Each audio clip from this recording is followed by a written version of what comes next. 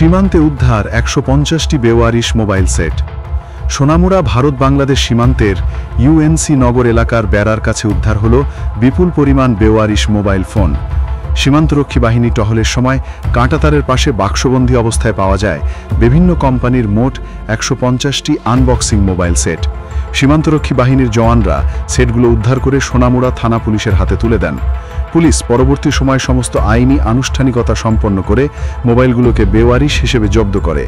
সোনামুড়া থানার পুলিশ এই মোবাইল সেটগুলির মালিকানা নিয়ে তদন্ত শুরু করেছে। থানার ওসি তাপস দাস জানান, জব্দকৃত মোবাইল ফোনগুলির বাজার মূল্য আনুমানিক ৩০ লক্ষ টাকা।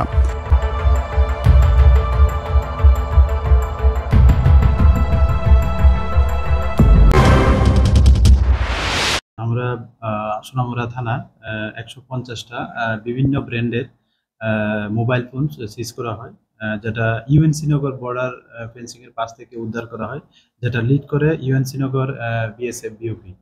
তো এটা আমরা আমাদের সোনামুড়া থানাতে একটা এনকোয়ারি স্টার্ট হয় যে এগুলি কোথা থেকে এসছে এবং এগুলোর ওনারকে এবং এগুলি ডেস্টিনেশন কোথায়। তো আমরা যে বিভিন্ন ব্র্যান্ড বলতে এখানে রিয়েলমি, স্যামসাং, ভিভো এবং ওয়ানপ্লাস এরকম অনেক ব্র্যান্ডের আছে। তো এগুলি যে বাজার মূল্য যে বর্তমান প্রায় যদি আমরা ধরি অ্যাভারেজ প্রায় ৩০ লাখ টাকার আশেপাশে হয় আর কি।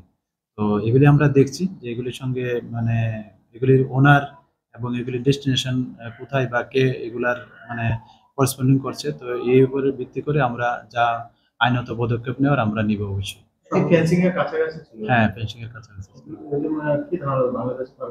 হ্যাঁ, এটা তো এটাই ধারণা করা যায়, যেহেতু বর্ডারিং এরিয়া থেকে পাওয়া যায়। ১৫০টা।